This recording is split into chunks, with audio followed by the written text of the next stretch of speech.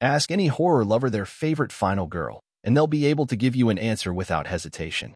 Maybe it's Sidney Prescott, Neve Campbell, from the Scream franchise, Nancy, Heather Langenkamp, from A Nightmare on Elm Street, or Sally, Marilyn Burns, from the Texas Chainsaw Massacre. Whomever she is loved, respected, and defended by fans. The final girl is a beloved trope in horror movies. She's the total badass who survives everything a slasher or killer throws at her and walks away bloody, but victorious. She wins, but at what cost? What actually happens to the final girls after they survive the unthinkable? That's an angle we rarely see, which is exactly why Olivia West-Lloyd created Somewhere Quiet. Taking place after she survives being kidnapped, Meg Jennifer Kim is forced to return to her life in Somewhere Quiet. To help her decompress, her husband, Scott Kentucker Audley, takes her to his family's residence on Cape Cod. A trip that's supposed to be peaceful and serene turns into quite a nightmare for Meg as she slips into madness and paranoia at everything around her. Scott's cousin, Madeline, Marin Ireland, shows up, and things get a little weird. Madeline and Scott's relationship seems deeper than just cousins, and their family history points to potential foul play. Meg is determined to get out of Cape Cod and return home, but they're urging her to stay at every turn. Is Meg justified in how paranoid she feels, or is the trauma of what she survived slowly eating away at her?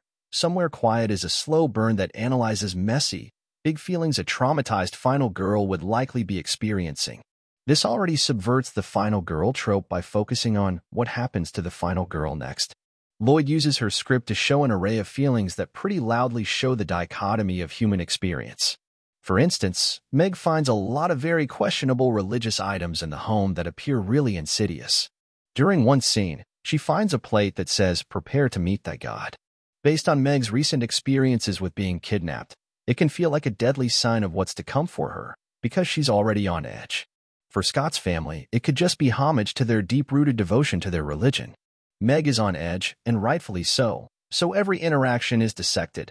According to Bloody Disgusting, Lloyd wrote the script for Somewhere Quiet after she watched a brutal horror film. The film ends with the girl waiting to be picked up by police after all of her friends were dead, and she can't help but wonder what happens to her next. Lloyd states that initially, friends and family will smother her and hover over her, but eventually they will return to their routines and normal lives. However, the final girl won't, because her present is forever changed by what she experienced during her almost dying days. Instead of filling the movie with jump scares that could also echo Meg's PTSD, Lloyd built tension throughout the entire film with increasingly dramatic and eerie moments. Somewhere Quiet erupts at the beginning, simmers down, then comes to a rolling boil before the end credits roll. Lloyd's film will have you dismembering every psychological aspect of your favorite final girl to try and understand how life will be for her in the future. Somewhere Quiet is currently showing in theaters in the US.